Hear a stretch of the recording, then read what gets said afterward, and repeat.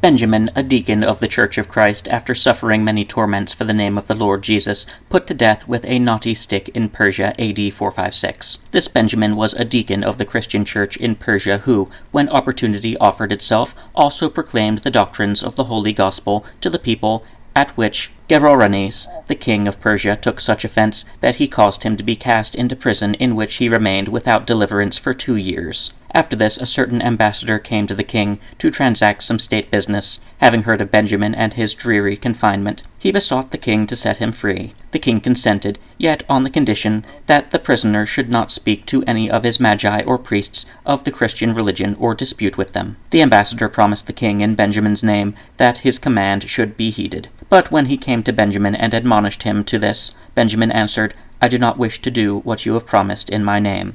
I cannot withhold the doctrine of the light of the gospel which I have received from God, from others, not communicating it to them, for I have learned from the gospel how severely those will be punished who bury the talent which has been given them to gain something therewith in the earth." In the meantime, the king, knowing nothing of the answer which Benjamin had returned to the ambassador, gave command to release him from his confinement. Benjamin, once more free, ceased not to exhort the people as before, and to set the light of the holy gospel on the candlestick. When this had continued for about the space of 1 year, after his liberation from prison, new complaints were brought against him before the king, who had him brought before him, and commanded him to renounce the God whom he served, on pain of bodily punishment. When Benjamin asked the king, "What punishment, beloved king, does he deserve who deserts and renounces thee, and thy government, and submits himself to and serves another lord?" The king answered, "Such a man deserves punishment on body and property, yea, the severest penalty of death." Benjamin asked again, saying, "What punishment does the man deserve